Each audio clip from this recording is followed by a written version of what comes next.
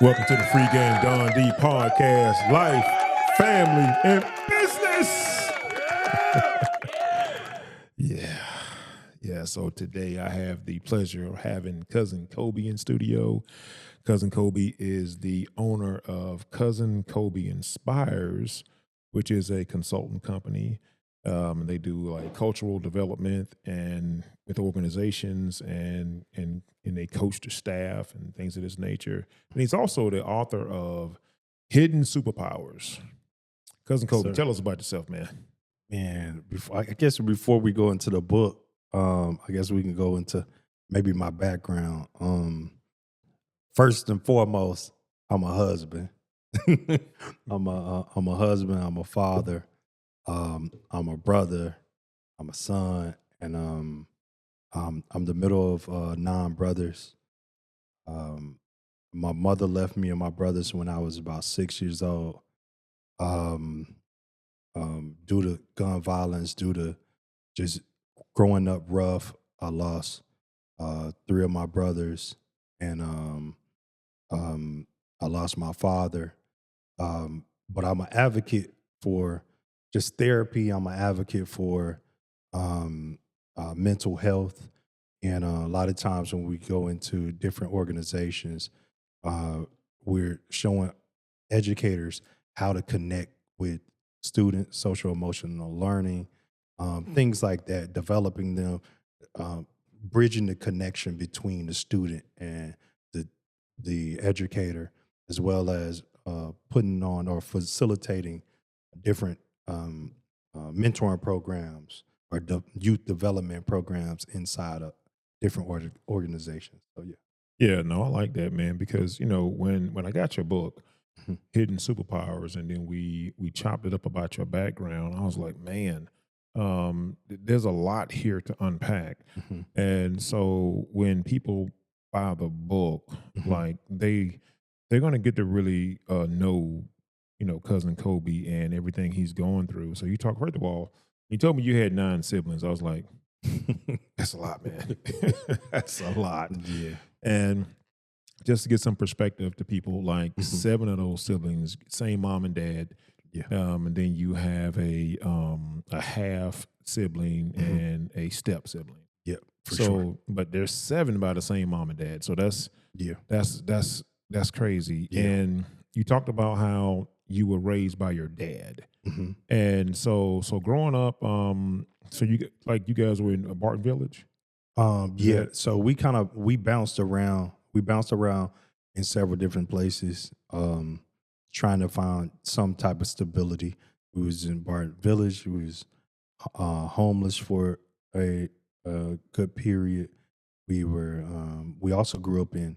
I think the majority of the time when I was younger, we were in like the Farrington area, and Mhm. then And hold up a second, because just to make sure we paint the right Mhm. picture, when Mhm. we talk about Barton Village, these are like housing projects. yeah. So just to give people Yeah, some it's sort of it's more of background. a like it's definitely now like it's been kind of ran down. I think those are just communities that were designed for majority black, but not necessarily to thrive in black. Yeah, You for know, sure. Oh, yeah, absolutely, yeah. no doubt. But you talked about how you were raised by your father. So can Mhm. we talk to like what that looks like? And because people are always surprised when fathers step up to Mhm. raise children, because in your situation your mom left when you were 6. Mhm. Mhm. So speak to that. So I was born in like 1985. I was born in 1985, and around that time, roughly that was the early 90s. Mass incarceration was like was here and alive, and at that time, I knew of friends who didn't have their father. I had my father. Mm. My father was there. Um, but I didn't have the other half. I didn't have my mother, and my mother left. And at that time, my dad was always he was working. He was working. He was trying to provide for these hard headed boys, and we was in a house full of kids raising kids. Yeah. When you talked about that, I thought that was really powerful, because I think that a lot of kids are raising kids. Yeah. And we don't give a lot of grace to these situations Mhm. where, like, 'cause your dad was a firefighter, so he was gone around the clock, right? Mhm. Mhm. And your mom, well, your mom was in the house for a period of time. So let's talk about that too. Mhm. Mom was there, but Sure. she wasn't there. Right. So kind of speak to that. Yeah. So she was there early on, and her and my dad didn't have a great relationship, and there were some things that transpired that I believe I later learned that kind of encouraged her to leave. And um, but I don't think that helped me in a sense, or my brothers helped us in the sense of kind of working through our abandonment of not really having her. But in that time, she was there. I remember, she she was always present for us, and in the moments she was um uh the regular stuff, the motherly stuff. She would do her thing, but it was just one day, like she just wasn't there. And I think for me, it didn't really hit me as a kid until maybe I was in second grade, and our teacher asked me what was my mother's name. And at that moment, I was like, "What do you mean?" I really didn't understand the question, and she had to kind of break me through the question. No, what's your mother name? And I remember, like, breaking down because I had finally remembered the person that I was supposed to count on, that was supposed to be there. She wasn't there. What does that even look like for a 6-year-old though? Like, cause you're saying, I think you're trying to, cause we'll talk about it, but it's like, you're like, yeah, she did the normal stuff. Not really. I Yeah, mean, yeah, so yeah, yeah. I think like the way my mind work is like it likes to and I guess later kind of learned some of that, but the way my brain worked was like it wanted to paint this perfect picture mm, of a house that was broken, mhm, and ignore the brokenness of it, mm, you know.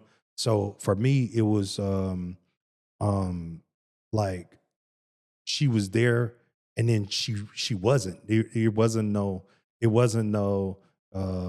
transitional point. It was just you was there one day, and then boom, you're gone.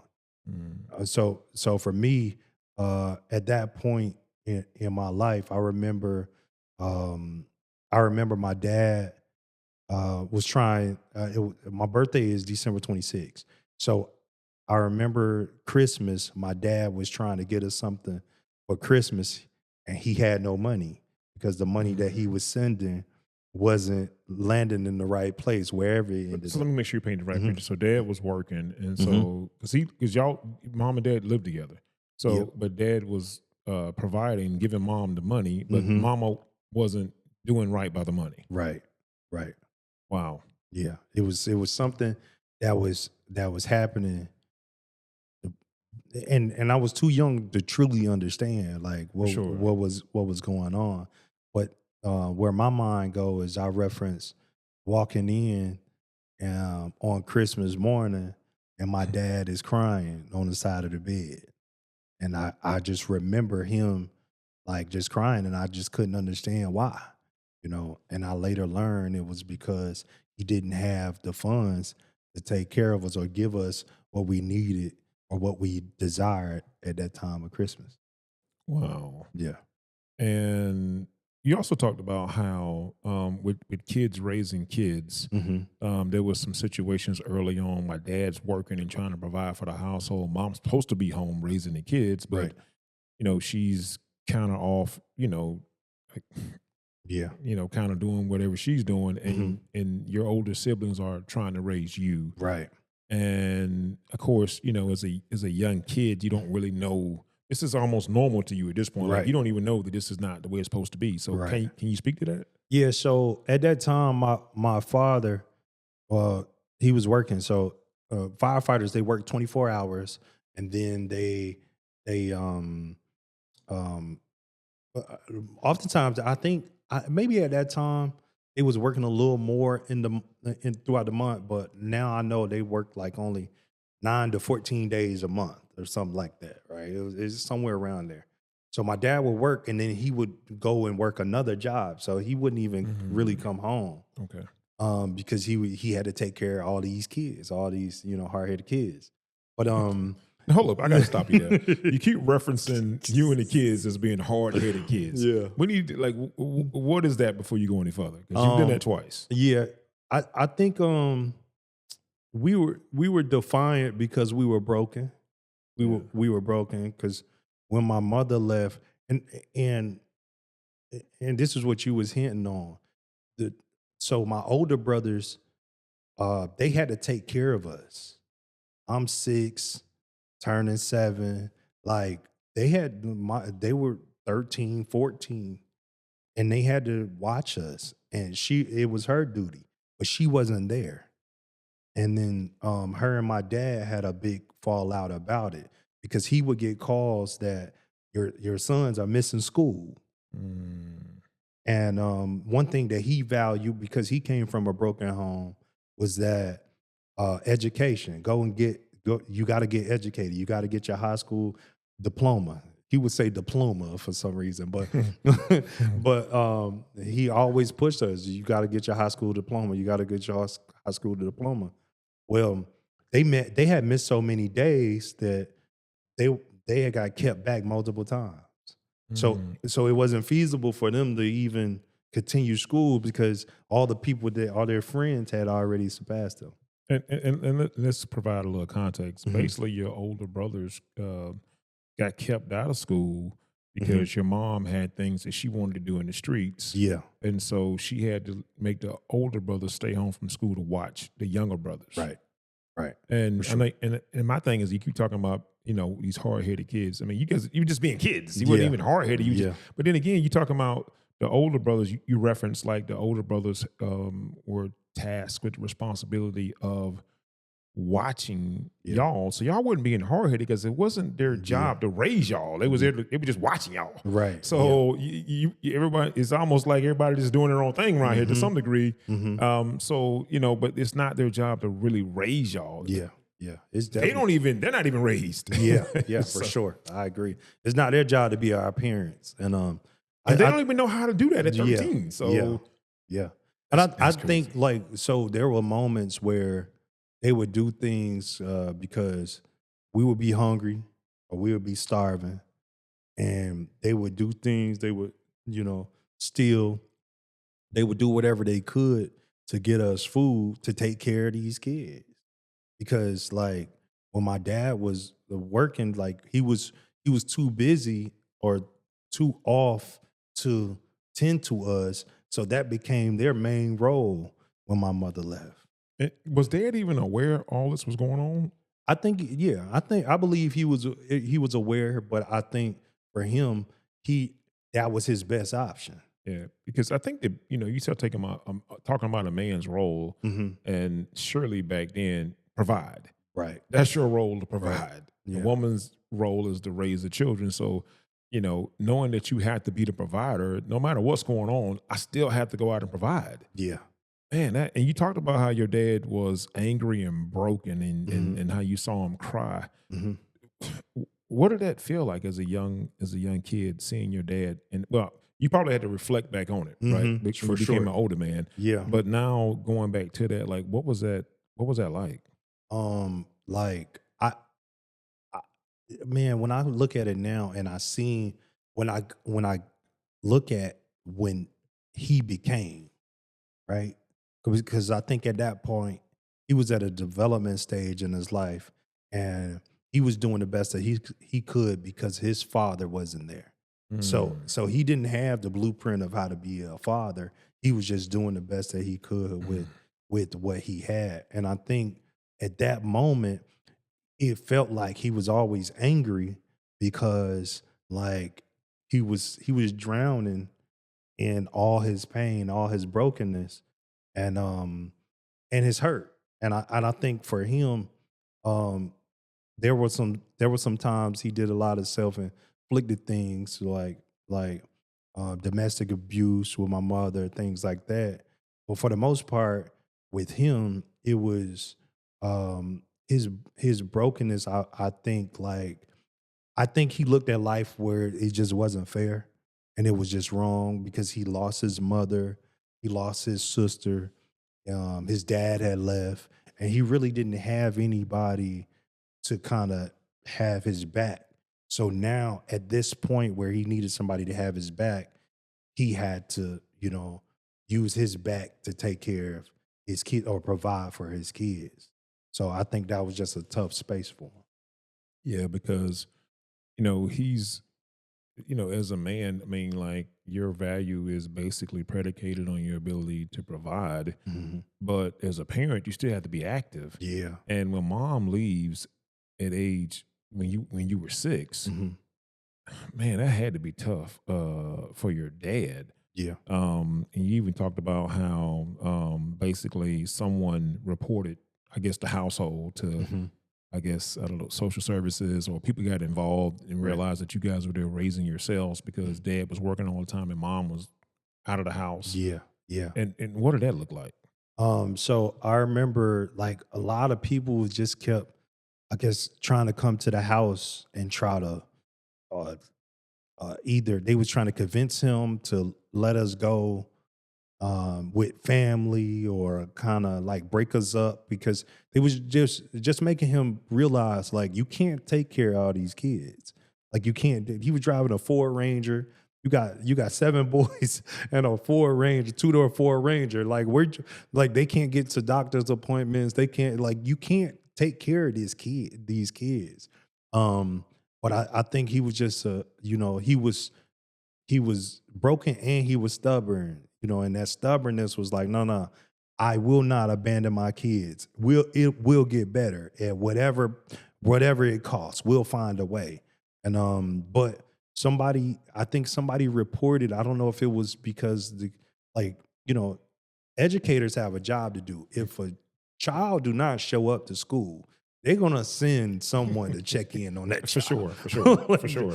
So at that time, they're like, my 2 older brothers, they're like, you're not there. We gotta check and we gotta make sure they're okay. And that opened up, it was a good and bad thing because it exposed what we were going through. But and that's the uh, B side of it. But on the A side, it brought him resources to help us kind of get through the situation. And a lot of the stuff he just didn't want. He didn't want the attention. I remember they wanted to put him on the news. They was calling him like magnificent father for taking care of his boys, a single father taking care of his boys, things like that. But churches tried to help out, but he didn't want to bring the attention because he didn't want his kids to be divided. No, yeah, Yeah. that's a lot. Yeah. Because I think that now that you're a father yourself, you Mhm. probably look back on it like, man, we really could have used some of that help. Mhm. But dad thought that people, because that was a thing back in the day. Yeah. You don't want people in your business Yeah. Yeah. because Yeah. if they get in your business and they disrupt your household, and you got 6 boys at the time. Mhm. Well, it's 6, 7. Was it It's 7? 7 at that time. 7, Yeah. 7 at that time. Yeah. I'm sorry. You got 7 boys, and Mhm. so society's probably looking at it like, oh, this man, he's working too much. He Mhm. can't take care of these kids, and your dad didn't have a dad, Mhm. so he's basically made it his business to be, like you say, hidden superpower. Like Yeah. he's reaching deep down within himself, Mhm. to be a superhero to his children. Mhm. And he knows that the more eyeballs get on this situation, they're Yeah. going to start scrutinizing Right. the situation. Yeah, yeah. So for him, he didn't want it. I just remember him like, we would talk about it, and he would say like, yeah, that all these people would try to come around, and family would come in and try to, divide us. Oh, we'll take this one to Atlanta, or we'll take this one to Savannah, and we'll do this. And he was like, nah, like I'm not abandoning my children. I like that because you Yeah, talked about how dad struggled with the trauma of losing his own and of not having a father. yeah, So he was triggered by people trying to help. yeah, yeah, Right. yeah. Well, that's a wild thing, you Mhm. know, as a parent, you know, your dad, you spoke about your dad in glowing terms Mhm. about how you respected him and, Mhm. you know, on some level feared him, but Mhm. still it was a lot of respect and admiration. And of course, the older you get, you look back on it like, man, Yeah. my dad was the bomb, man. He Yeah. really Yeah. sacrificed so much. Yeah. And so I think that's super, super, And, super dope. and that wasn't like always the mindset, Don. Like at first I criticized him because I Mhm. was like, I felt like he could have did better. You know, like, Wow. Pops, you could have did better. You know, like Wow. you could have did this and you could have did that. And God really had to check me on that. It was Sure. like, hold up. Like, how dare you think he can do better when the sacrifices that he made gave you the ability to think he could do better? Like you're jumping the gun in this situation. You're thinking that he could do better, but you can't without his sacrifices, the thought don't even exist. And it humbled me and made me realize that wow, like I'm criticizing this man and he did his best. So Mm. yeah. I think that's the thing about when you start looking back at your parents, you start giving these folks a little bit of grace. Oh yeah. First of all, you didn't have that hand. The hand that they played, you didn't have that Oh hand. my goodness. So think about the hand your dad had. We ain't got to chop it up too much. I mean, Yeah. because I don't want, you know, I Yeah, don't that want was mama to feel no kind of way about this. 'Cause I know mama's still around. yeah. But and your dad passed about 9 years ago. Mhm. But it is what it is. I mean, like I couldn't imagine playing that hand. Yeah, yeah, yeah. I think that was a tough hand to play. You know, your man. Before my dad passed, I asked him. I said, did you ever forgive your father? Hmm. And he said to me, and this is how I knew he didn't forgive him. But and I even referenced back. I remember they had found his father in a truck, and he had passed. Well, they found him dead in a truck. And we went to the funeral, and I just didn't, as a child, I didn't understand why my dad wasn't sad. He was just sitting there like shades on. He just wasn't sad, and we were all sad for him. But I asked him when I got older. I was like, "Did you ever forgive your father?" And he was like, "I did everything I could to get my father to be around me." He said my father was talented, he was brilliant, he did this, he did that, and he just wouldn't come around. But I knew then that he still had some resentment in his heart towards his father. So yeah. Wow. No, that's wow. So because that really speaks to why he felt that he just had to be there. He wanted to protect y'all. And Mhm. that meant keeping some people out, Yeah. which is crazy. But Yeah. that's how it was. Yeah. That's really how it was. You talked about how, like, you know, out of your seven brothers, you know, Mhm. all boys, only Mhm. two of y'all graduated. Yeah. Yeah. Man, Yeah. you talking about having to overcome some things, man. So, and your dad didn't graduate. Well, he was a firefighter. Did he Yeah, yeah, graduate? he So he did graduated. graduate. Okay, Yeah, so he graduated. he graduated and he came up in Dade County, Miami. So he graduated and but immediately after he graduated, his mother had passed. So and that's when he ended up in Augusta. Mm. Yeah. So one thing I love about you when we were talking, you talked a lot about your mom, Hmm. and so I assumed it was your bio mom. Hmm. But then when you told me that your bio mom left at 6, I had to start putting this together. So shout out to stepmom. So you Yeah. talked about how stepmom was a godsend, and of course, Hmm. you know that's something that I can relate to. Hmm. And so speak to that, how your dad got, you know, remarried Hmm. and met this incredible woman, Hmm. and she came in and just really put the whole household back together. Yeah. This woman, man, she was from the south side of Chicago, and I don't know the specifics on how she ended up here. I know her sister was moving down here, and she decided to come down.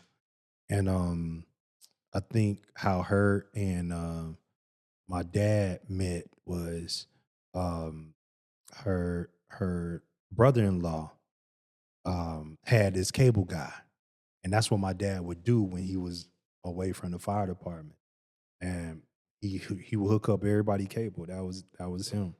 And You talking about like a illegal cable? No, he was doing it Oh, okay. legit. Oh, okay. He probably was doing it illegal on the side, but he was doing it. Okay. At least we know it was legit. All But because at that time that was a different time. So, um, he came around when they met. They dated for a while, and then they decided they was gonna get married. And homegirl, I don't know. I don't think that would probably maybe it'll happen again for somebody and somebody be blessed enough. But she came in and she saw all these boys. She had one boy herself, and she decided that she wasn't scared, and she decided to, you know, challenge this situation head on and come and raise these boys who needed a mother. so dad had 7 boys. Hmm. He meets a young lady. They get married, and she has 1 child. Yeah. Then they have a child together. No, and then my mother, my biological mother, had another child Oh, later. okay. So Yeah. that's where the other child comes Yeah. from. The bio mom had another child. Yeah. Okay, gotcha. So I love how you talked about how, when stepmom came in the picture. I Hmm. mean, you gravitated towards her, Hmm. but the older brothers who were in charge of taking care of you, Yeah. now it's like they don't know how to go back to being kids because they've never had an opportunity to be children. Yeah. So now that an adult is actually in the house to regulate things, like Hmm. they're feeling threatened Yeah, by for this. sure. So speak to that. So my 2 older brothers who was raising us with the best of their knowledge, which it wasn't their role or their position. It was just kind of, pushed on them. Now that you got an adult who knows how to raise children comes into the picture, and it became this chaotic situation in our house. When she would try to discipline us, they would interfere. When she would try to educate us, they would interfere. And it became this tug of war between who was going to be a parent or Mm. be the parent. And it got to a point where they both had to kind of give up because my father wasn't going to let up because we were the younger ones and we was trying to figure life out, or he was trying to at least save the bloodline in some way. But I think for them, they rose to the occasion later on in life, but I think they were too challenged and too tasked with the role of being our parent, and nobody told them that it's time for them to go off duty. Ooh, but I Yeah. think that's tough, man. Um, and I experienced something similar to this where before I got custody of my 2 kids, where my oldest daughter was put in the role of having to be a mother to her younger sister. Mm, And even to this day, I think she still has a hard time turning it off yeah. sometimes. You know what I'm saying? Like, but I had to give her permission Mm, to yeah. go back and be a child. Hmm. Like, this was never something you should have been tasked with. Right. So now that I have custody, like you back on kid duty, okay? Yeah. Yeah. And it's something that I had to make, I had to enforce Hmm. because it's just ingrained in them Yeah. to be a mother figure to their younger sibling because of the situation that they were in before I got custody. But Yeah. so real quick, I do want to get back to something that you told me about your biological mom Hmm. and your dad. You talked about this is something that I think people should really listen to. You talked about how your biological mom and dad had a trauma bond. Yeah. Yeah. They never really had a relationship. They just had this trauma bond because they both came from trauma. So it's weird how that works out. People who come Yeah. from trauma, they get Yeah. together and form a trauma team. You know Yeah. what I'm saying? So I'm Yeah. just so talk about that. Yeah. So when they got together, I think they just both came from 2 broken backgrounds. My father, his mother was gone, his father wasn't there, and then the parenting side for my mother wasn't as what she needed. Mm, She had our mother, she had our father, but I don't think it came in the essence of like developing, a child the way um, necessary for her to grow into a place where she could be without trauma. I think that's one of the biggest things that I try to like pride myself on. I try to protect my children from trauma. Like there's some trauma you can't avoid, but for the most part, I want to make sure you get to a adulthood like clean, Trauma free. trauma free. If we get you trauma free, oh man, like I feel like that's half the fight. So, but when they connected, I don't think they were compatible for each other, and it was a trauma bond. But these two trauma bonded people end up having children, and it stressed out the trauma into a place where they were violent towards each other, and then she ended up leaving because of it. Mm. Yeah.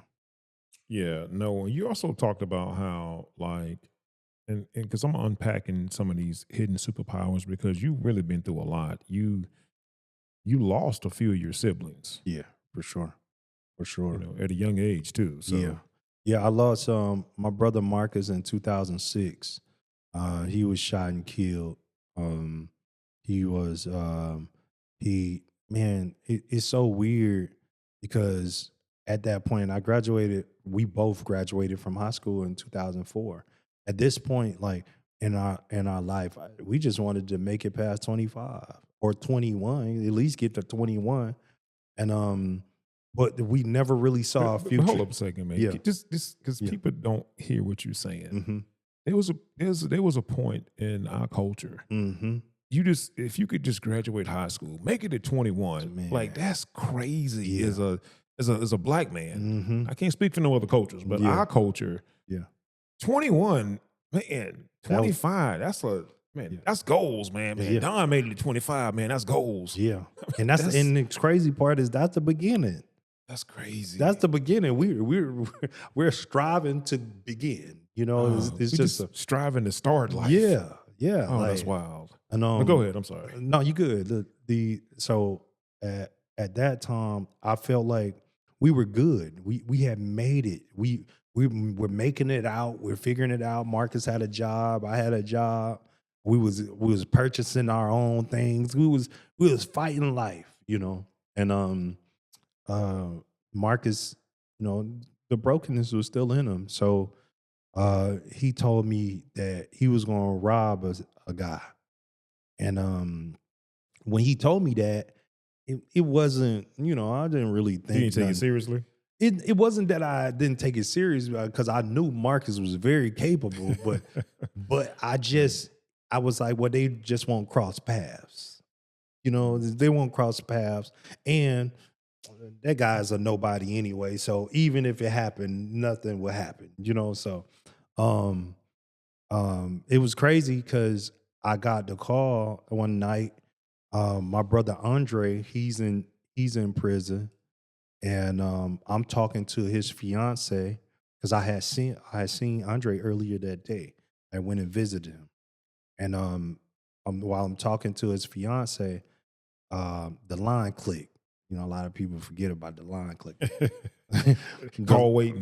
They don't know about call waiting, man. So I click over and it's my brother friend. And he's like, Marcus got hit. And I'm like, what do you mean?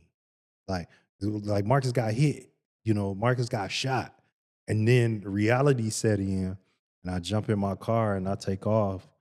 And man, this is crazy. I talk about it in a book how God was just watching me the whole time, even in the midst of chaos. I jump in my car. Man, I had like a 73 Monte Carlo, Chevy Monte Carlo, and I would always try to make this car spin out. It would never spin out. But this one particular day, it spun out. I back out of, we live in a circle. I back out of the driveway. I slam it into drive, and then I take off. The car stall out before I get to the stop sign. And right before I get to the stop sign, a fire truck come flying.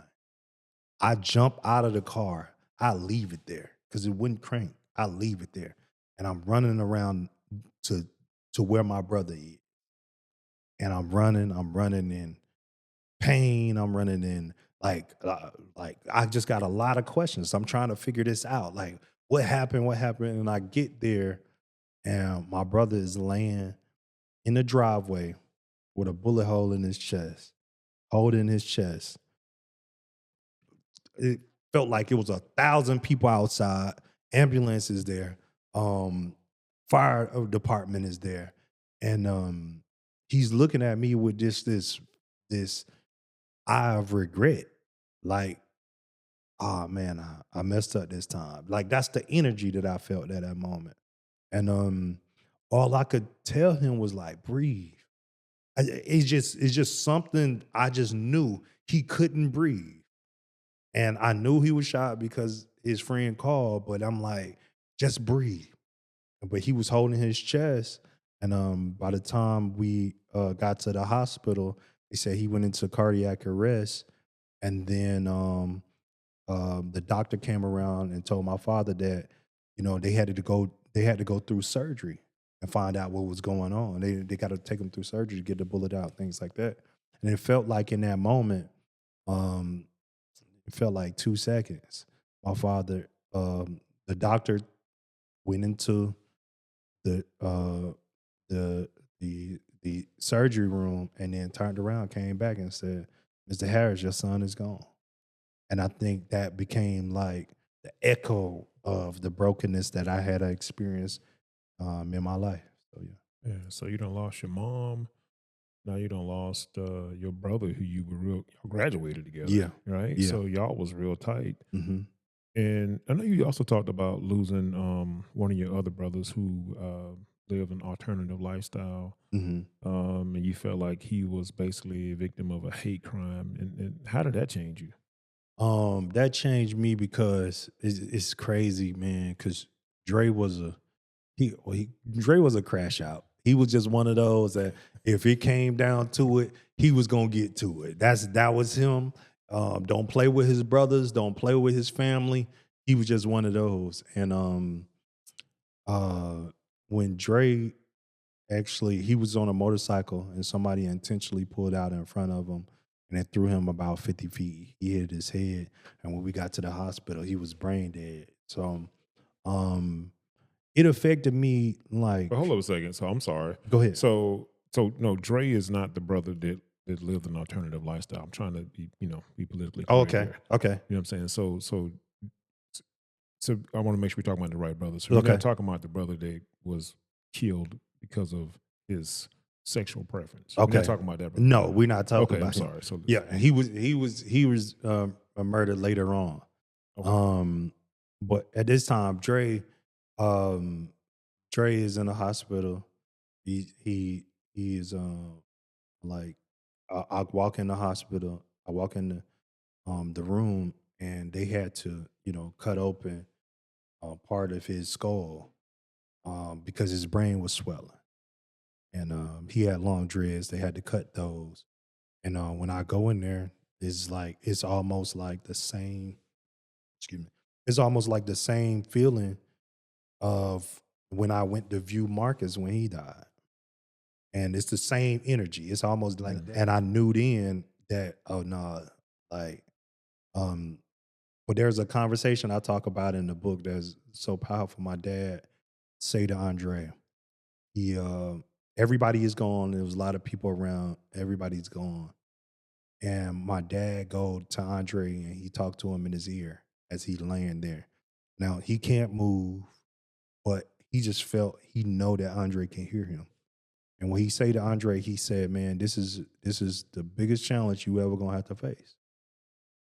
And he said it's up to you if you gonna fight this. You decide what happens from this. He was on life support. It's like you decide, but it's gonna be hard. Whatever it is, I'm here with you, but this gonna be the toughest fight that you had to face. And while my dad was talking to him, a tear rolled down Andre eye, and he knew the decision that Andre had made. And I know Andre. If Andre had to choose at that moment, life or death, he was not coming back as a vegetable. That's just him. So yeah, it was a tough moment for me. Yeah. So let me say this, man, Mhm. because shout out to you for just going back and putting things in chronological order. So Hmm. now you've lost two siblings, two Hmm. brothers Hmm. that you loved, and then and dad, man, he had to bury two sons. Hmm. So as a young man, you probably couldn't really understand what dad was going through. Looking back on it now, Hmm. what did that do to your dad? Man, it like he tried to stay strong for us, but I knew it broke him. He shared with me one time. He said that when he thought when he lost his mother, he thought that was something. When he lost his sister, he thought that was something. He thought he couldn't move forward. He said, but none of that compares to losing a child. And he let me know that like that pain. He like I think about it every day. Every day, it feel like every second he think about his children, and I think it it hardened or it hardened a part of his heart, and it just made him just look at life different. My dad, he became more loving for us.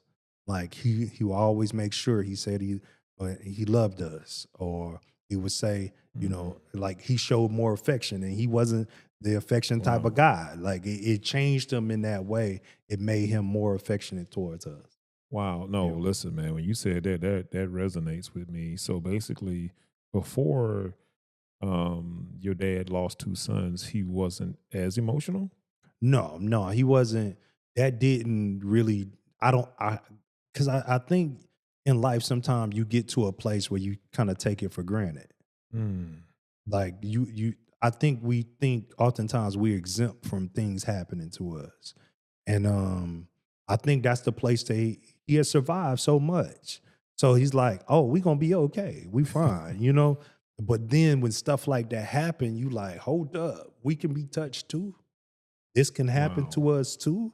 So yeah. Yeah.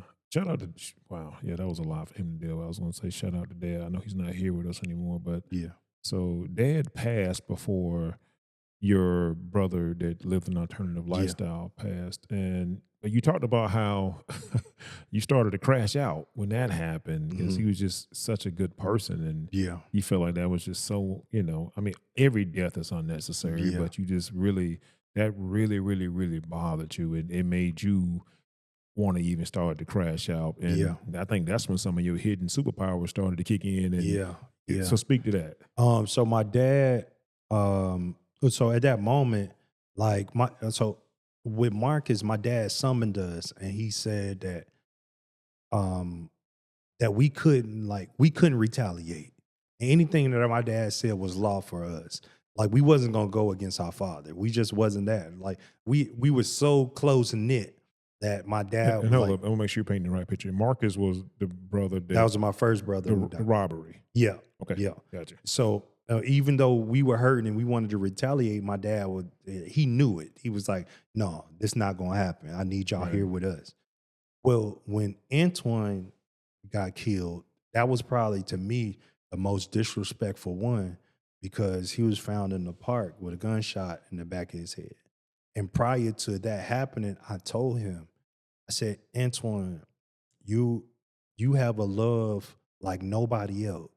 Like I've never been able to witness this love. Antoine, somebody could cross him today and you would be best friends with him tomorrow. I just never seen that. Like I've never saw that mimicked. I just don't know what bone you got in your brain or what piece, what cell you got in your brain to allow somebody who hurt you bad to come back in your world. And he was just so forgiving like that. I just didn't understand it. But I told him, I was like, you got to be careful with that because people don't know how to take care of that. So you got to police it.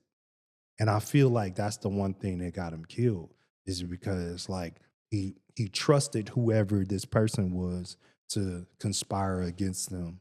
And then he ended up, dead in a park with a gunshot in the back of his head. And that broke me in a way where I didn't have my father to tell me that you can't seek Retaliate. revenge. Right. You can't. Like he wasn't there. So I and it didn't really dawn on me at the moment. I was hurt, I was kind of past the reality of this happening to us again. It happened to us before. I'm like, you kind of go through those stages of Mm-hmm. grief where you like, there's no way this could happen to us. But I'm past it because I'm like, we can be touched. It is what it is. And at that point in my life, I'm like, oh, like, okay, this is what y'all want. Yeah. So I found myself planning a murder. Like I was scheming to avenge him.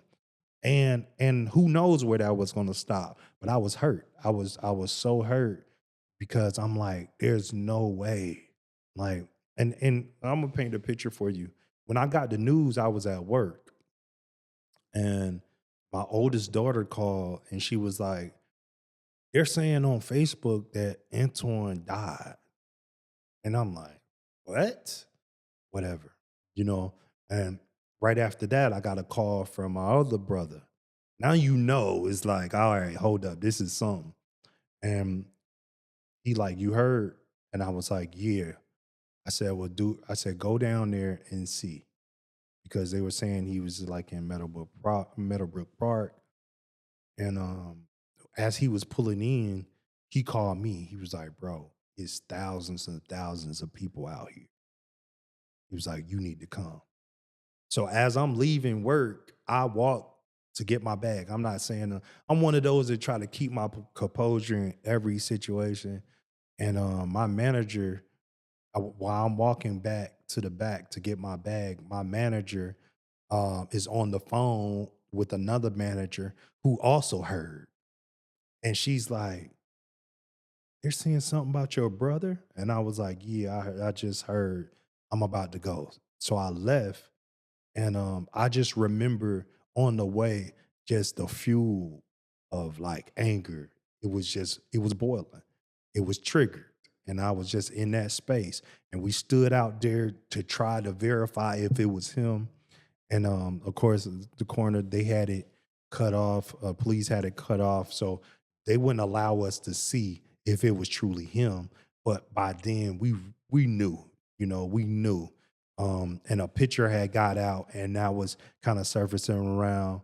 And then somebody brought me the picture. And once I verified, I was like, okay, it's game time. So yeah. Wow. No, Yeah. I just I love how when you talked about that, one of the things that stood out to me was that you were crashing out, but you had to pull back because you realized everything was riding on you. Like you were the Yeah. one person in the family that, and some people can relate to this, man. Like they're the one person in the family that has their stuff together. Yeah. Like for real, for real. Yeah. Not not play, but they Mhm. really have their stuff together Yeah. in every facet of life. And so you were crashing out, but you had to kind of pull back a little bit because so much was riding on you continuing the legacy that your dad. Mhm. Shout out to your dad. You talked about how he wouldn't let y'all retaliate against your first brother in the robbery situation. It reminded me of Boys in the Hood, like Yeah. Furious Yeah. when he was kind of when they was trying to avenge Ricky. You know Yeah. what I'm Yeah. saying? And he Yeah. pulled his son to the side, like, hey, let me, Yeah. this, but shout out to your dad. Yeah.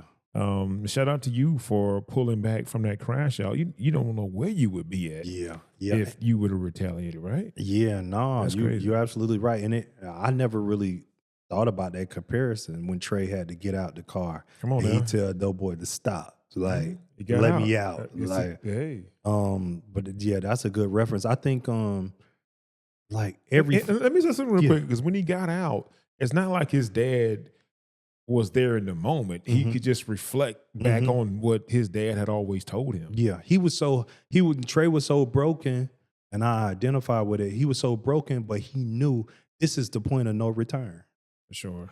Like For this, sure. this is what it is. If you decide to do it, how do you believe that God is going to continue to bless everything that is now tainted? And that's the point of the crossroad that I had to understand. I had a conversation with my brother, and I had to tell him, I was like, bro, which one of y'all gonna take over if something happened to me?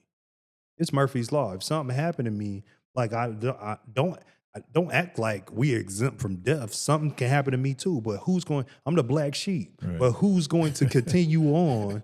Who's going to pick up that? And they looked at me like, For sure. nobody. That's not our task. That's not our mission. It's your mission. And God had to let me know, like, I didn't bring you this far to break you for you to go back so easy. Ooh. Listen, man, there's a lot of brokenness here, but Yeah. we're going to speak. He who finds a good wife finds a good thing, Mhm. because, you know, at when the third brother passed, right, at his funeral, that's where you met your wife at. So that was Uh, actually that was the first. That was Oh, the first Marcus. one. Yeah. So that was she. She showed up to the wake. I've been knowing homegirl. She was right down the street, and Okay.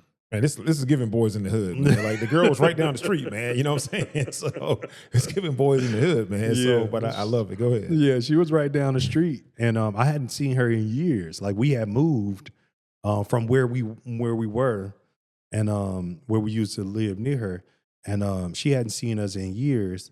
And it's funny because she talk about it all the time. She saw Marcus like a week before he had got killed, and then she was down at her grandmother's house where people gather and they look at the newspaper and they see the obituary and and they see it in the newspaper that his funeral was coming up, and she decided to go down to the wake. And she was at the wake, and she said something, and I had actually forgot about them, and she said something, and I was like, "Dang, I ain't seen you in a long time." Gave her a hug, whatever, and then kind of moved on. And then later, when I started to grieve, I was like, "Man, like I knew if something was missing, I needed something, but I didn't know what I needed. I couldn't identify. I couldn't tell you what it was, but I think God sent me on a mission to go find her. When I found her, we kind of hit it off and just started talking, started dating, and then that became like the shift in my development or my healing. I love that. 'Cause sometimes we don't know what we need until we get it, man. So shout out to, what's your wife's name? Her name is Daya. Daya. Shout out to Daya, man. Yeah. I think that's great, man. Yeah. Because like I said, I truly believe that. And it's funny how you start putting all this stuff together. Your stepmom saved your dad, and Daya saved you. Yeah, that's crazy. Yeah. That's Crazy. And you don't know it at the time. You just know that like you just living, you're surviving. But homegirl would challenge me. You need new friends, and you need to read more, and you need to do this, and you need to do that. And of course, I'm gonna do whatever to keep her around. You know what I'm saying? Whatever it takes to keep her around. And that became a real thing. But no, I applaud her because she took me in with all my mess. You know what I'm saying? Sure. And this ain't no, oh, I moved in with her type story. This is like you put up with somebody who was broken and had been abandoned by his mother, and you never made him feel like he was that. Mm. You know what I'm saying? And I think like that helped me in so many ways. Like when I went through, she was there when I went through Andre passing. When Andre passing, she was right there. I was finna go to the hospital by myself, and she like, no, I'm going. Like, and my father passing, she was there. She was one of his nurses when Wow. when he passed, and she was there with my brother Antoine. So she went through all this stages of my brokenness. So yeah. Ooh, I love that. I definitely love that, man, because y'all didn't just go through it. Y'all were able to grow through it. Yeah. Man, that's just, yeah, that's great. Listen, man, uh shout out to Daya, man. I can't say that enough, man, because Yeah. I'm the product of my God and my wife. For real, in that For order. sure. So I can certainly respect that, man. So here's the thing, man. So Mhm. y'all have 4 kids. Yeah. Yeah. We And have 4 I kids. guess my question to you was, how does a father that wasn't fathered Mhm. father. And it's not that your dad wasn't a father, but Yeah. it's just, you're a different type of father than your father. He was Right. great. He did the Yeah. best he can do with his tools. Mhm. But now you've had to step it up. Like Yeah. you've had to do even more. Yeah. But where do you pull all of that from though? Yeah. So I think I pulled it from what he pulled it from. He wanted to be present because his father wasn't present. And then he was half present. So it made me want to be full present. Ooh. So Hold on, man. Say that again, man. So my father, like his father wasn't there. So he wanted to be present because he didn't have a present father. And then when it came to him fathering us, he was half present. So it made me want to be full present because his shortcomings. So so it made me, so I'm the dad that my wife, she'll handle the messages back and forth with the teachers, but I'm the one that show up. I'm the one that scheduled let's sit down with the conferences. Let's talk and let's show that like they got an active father. So I'm that dude. Yes. Man, it's nothing like seeing a father that's very active with his children. And it's nothing like having a wife that will let you serve in that capacity, right? Yeah. That will let you just do your thing with the kids. Mhm. So shout out to you and Daya and what y'all are building as a family and what Yeah. you built as a family, man. I Right. think that's incredible, man. Now you also talked about how um, getting back to stepmom Mhm. and how she made the household better and how in some ways healed everyone because stepmom she's still alive, right? Yes. So we've lost dad, Mhm. stepmom and biological mom are still here. Mhm. And you also talked about how you and your biological mom don't really have a relationship, Yeah. but you did learn to, ask her to forgive you. I'm Yeah, assuming for for sure. some of the things you were dealing with towards Mhm. her. Mhm. And you probably had to forgive her too, right? Yeah. Internally, Yeah. right? I think in 2012, after my brother Andre died, I felt guilty that I felt like our brand was cursed, and Mm. I didn't know what it was. So I was like, I set myself on a journey to figure out why do these things keep happening to us. So I remember asking my wife, I don't know what I was reading or listening to, but God just kept putting the spirit of forgiveness everywhere. I'm talking about everything. I was reading books, forgiveness. I would see It was forgiveness, forgiveness, forgiveness. God was just showing it to me. And I don't know. I got this notion to ask my wife, "Hey, you think I got a grudge against my mama?" What did she say? Yep. Yep. And I knew then that I needed to do something because God would not allow me to move further until I did it. I love that. And my own unforgiveness was holding back my elevation. So I was like, all right, I reached out to her. I was like, look, I've reached a place in my life where I know I can't go further. Mm. And I just want you to know that like I blamed you for a lot of things, probably everything. And I just want you to forgive me because I forgive you. Mm. And the beautiful thing that happened from that was that she started to ask other people for forgiveness for what she had done to them. And I was like, wow, but I don't know if, to be truthful about it, I don't know if I truly forgave her, even though I went through the actions. And I later learned that forgiveness is the GPS coordinates that you put in the GPS. You still got to get there. Right. And I didn't get there to probably almost 10 years later because I would look for things and be triggered on things that would make me upset so I can no longer forgive her.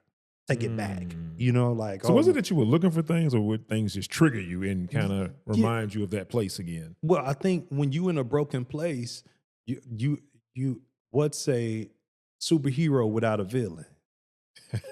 You know what I'm saying? Like Yes, sir. you're out here saving yourself, and you got to find some type of villain to blame. Mm. And she was my villain, and it made me a victim, and she became the crutch for all the things. Well, I would start conversations off by saying, "Oh, my mother left me and my brothers," and that became the thing that I leaned on. Mm. Oh, this is why I'm not, And or I don't have. you don't even realize you was leaning on that. No, I didn't. Yeah, no I had idea. no idea. Wow.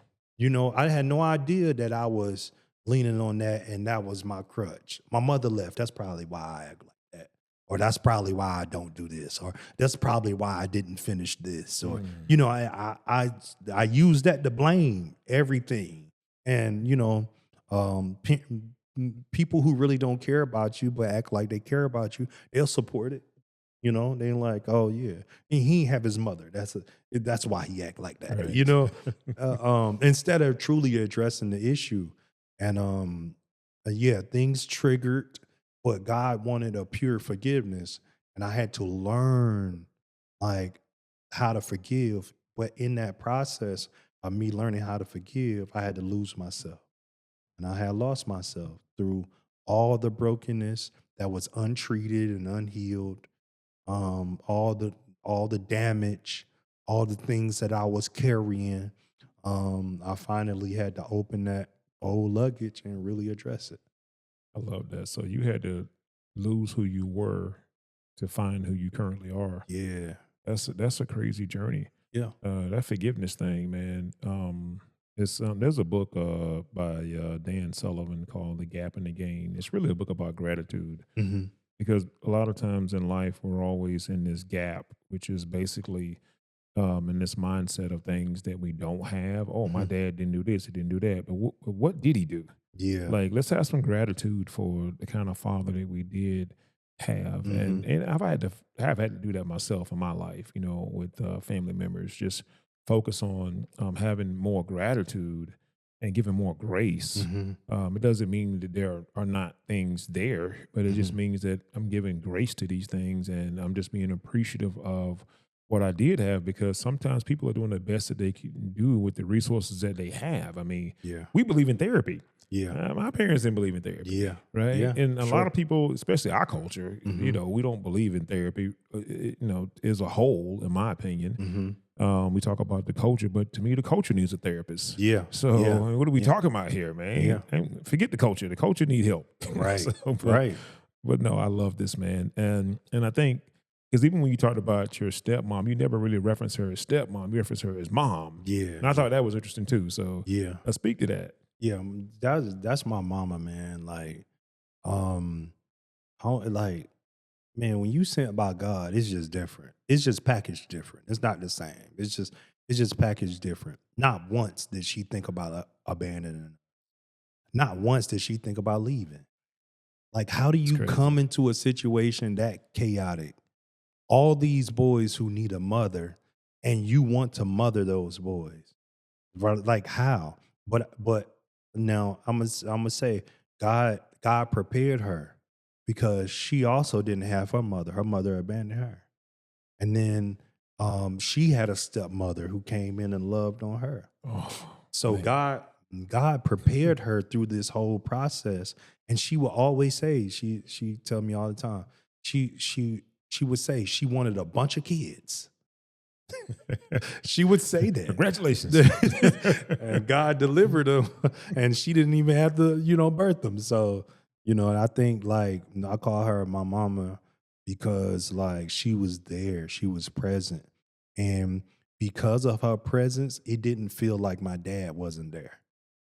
You talked about preparation, man, and most people will push back on that until you, but when you explained it, hopefully people can really get something from that, because even I can relate to that, you know, with my wife, like, and I was a single dad for, you know, for a period of time, and she was so gracious, but then come to find out, she was like, well, you know, my mom and dad didn't raise me. I was raised by my grandmother. Someone stepped in to raise me, so she just had an enormous amount of compassion and love for the kids. And I was just like, man, I'll be out of here, bro. Like, I'm not dealing with this. You know what I'm saying? Even your situation, like your stepmom, you have no reason to deal with this. You don't 7 boys, and then some of them don't even like you because, you know, they think they're the parent. You know what I'm saying? So yeah, and you got to fight them.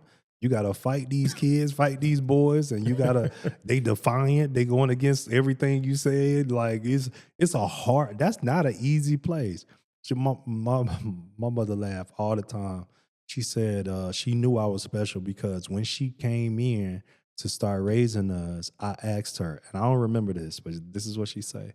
She said, I asked her, um, you don't plan on having any more kids, do you? Because It's enough of us. it's Ronnie. enough of us. It's enough of us. And she knew then, like I was just this black sheep. I was somebody who was designed, like, and I think that's the part. Like God was, like God has a way. I reference it like even with Moses, right?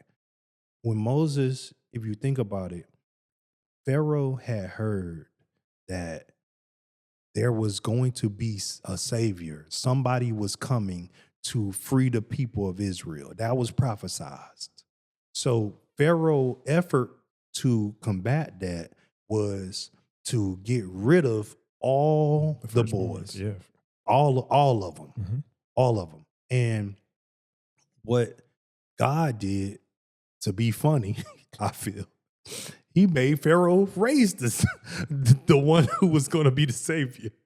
And he did. Moses grew up in royalty, but it was all preparation for what was to come. And if you think about it, even that as a leader, like no one who came from the struggle could lead those people out of slavery anyway.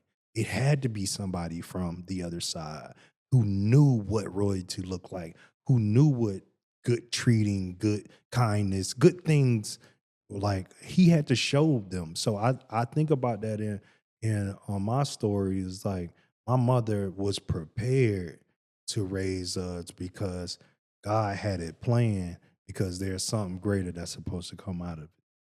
Yeah. Shout out to your mom. Mhm. And shout out to what she went through, because her having, like you said, her having a stepmom raise her, gave her the ability to understand how important her role was Yeah.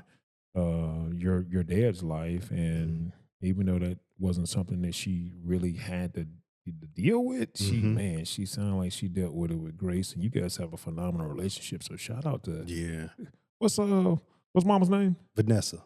Shout out to you, Miss Vanessa, man. I think that's just incredible. I have a Yeah. special place in my heart for step parents Yeah. who really step up and end up being more like parents or an extended parent to the children. So yeah, I'm shout out to her. I'm gonna add the beautiful thing about that forgiveness thing. She asked my biological mother asked my stepmother to forgive her, Wow. which was crazy. So it's crazy. Like you go on a forgiveness journey, then everyone else is on the same journey now. Yeah, yeah, like that's and that's why we had to. That's what the hidden superpower is. It's forgiveness. I think we don't realize how much power that takes from us. Mm. How much power that's holding away from us. And I feel like the admission to get into whatever room you're trying to get to, the admission is forgiveness. And you can't get there unless you're willing to give it. I love that. Yeah. We don't realize how much power is being taken away from us because we haven't forgave people. Yeah. Oh, that's fun. That's free game. I love that. Yeah. So let's talk about the book a little bit here. Mhm. First of all, where can people find the book? You can find it everywhere. So Barnes and Noble, Amazon, pretty much anywhere that sell books. You can go, even if they don't have it on the shelf, you can get them to order it. So we distribute it through the main distribution, Ingram Sparks, and they make sure everybody get it. Apple Books, everybody gets it. So Yeah, good stuff, man. And before we close here, you were talking about something that you did, and you referenced it as being "Say No to Average University." yeah.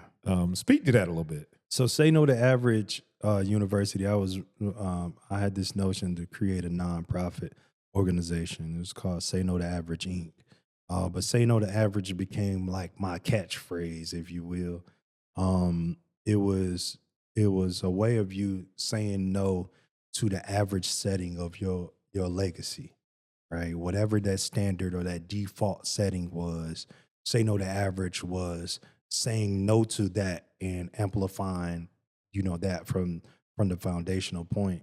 But I would use say no to average to go into different organizations and facilitate like a youth development inside of that school. One of the videos that you saw, like that was inside a school, and we made it like a youth conference where I would bring different speakers. You spoke on like a master class that you attended this weekend. Like I was giving these students a master class on life and learning life skills from different walks of life. And that's what Say No to Average was about. Say No to Average University became the product, and that's the thing that I will push to different organizations. No, I like that. 'Cause I think kids need to hear that. There's a book. I can't think of the author. One of my go-to books says "Average is the enemy of great." Yeah, Phenomenal book. yeah, Because some people just default to average, and they don't even know. They don't even know that they're doing that, man. So, yeah, so shout out to you, man. I yeah, like that. Say no to average university, man. yeah, yeah. Um, That is the default. I think. I was having a conversation with one of my friends. I was like, look, like, regardless of what you think it is, your father could have abandoned you, your mother could have abandoned. It doesn't matter. You're going on default. That's your bloodline, even if you mm, don't have a connection to them. mm. That's the standard. And if you're not careful with forgiveness, then what will happen is you're going to become the thing that you despise. That's more free game. Because you're 100% right. Yeah. I think we've all experienced that on Yeah. some levels. Yeah. Yeah. No, I love that. So where can people find? Oh, is there anything else you'd like to leave us with before we get out of here? The first thing that come to my heart, man, and I know I'm speaking on the frame of forgiveness because that's what the book is about. Um, and not to be churchy or anything, but I'm one of those that kind of asks the weird or the stupid questions in life. And there was a moment when I think about when Jesus was on the cross, um, he was dying, and I wondered why would people come up to this dude and help him die?